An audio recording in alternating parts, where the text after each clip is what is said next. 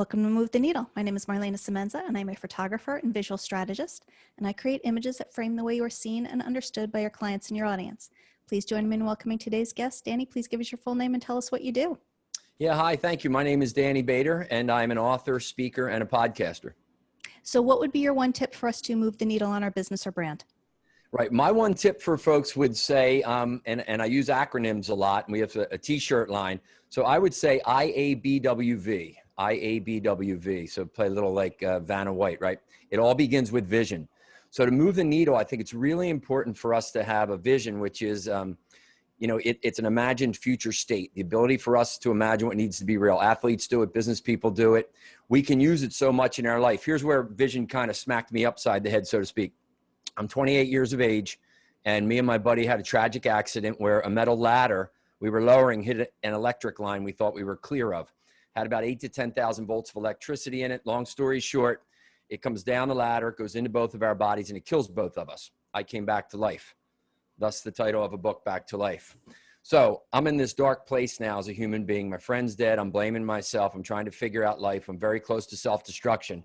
I'm down in the Outer Banks of North Carolina, and I'm about half drunk because that was my way of dealing with things. And I go and I see a phone booth, call my mom, and she says, "When are you coming home? We can't wait to see you."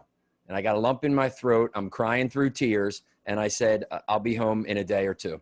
I walk out of the phone booth, and that little voice in my head, Marlana and all the listeners, and some of you, you know what I'm talking about, right? That little voice in your head. Some of you go, "Yeah, Danny, I have a few." The little voice in my head said, "I wonder what it's going to be like when I get better. I wonder what it's going to be like when I get better." That was the first time in over 2.5 months that I started to entertain the other side of tragedy and moving through it. And while it still took a lot of support from a lot of great people and a lot of hard work for me to move through it, that was the foundation that got me through it. So I would encourage you all, make sure that you've got a big, bold vision for yourself. One way that I do it, I learned in the coaching school that I went to, Hudson Institute out in Santa Barbara, and I do it with a lot of clients. Write a letter back to yourself from a future state, 6 months or a year out. Tell the story in all the areas of your life, your health, your wealth, your relationships, your spirituality, your creativity, all those different areas, right? Your career. What needs to be real for you 6 months out or a year out? So just pretend like you're telling somebody about those 6 months or 12 months. And it's a story. So if it's a story, it's in past tense and it's got a lot of detail in there.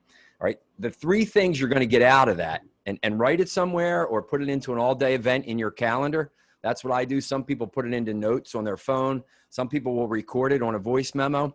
But you want to tell the story. That's your vision, the ability to imagine what needs to be real. 3 things you will get out of it. I guarantee you'll get out of it. Number 1, you're going to get clarity and focus.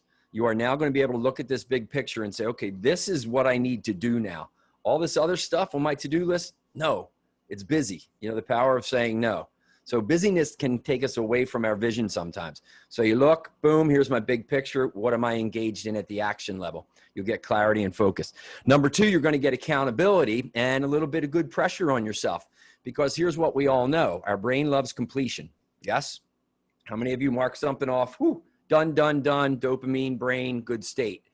Our kids, right? Hey, go clean your room. They go clean the room. They come down. They're real excited. Upon inspection, we have to define the word clean for them, but they're still excited by the completion. So when you read your letter and your story and your vision as if it's already finished and it's not, now it's created a gap in your brain. Wait, here's where we are, but you're saying this is real and it's not. So now comes that personal accountability and a little bit of pressure on you to close the gap again through the action that we're going to take. And the third thing you'll get, which I believe is our greatest commodity, is that wonderful energy called inspiration. In spirit.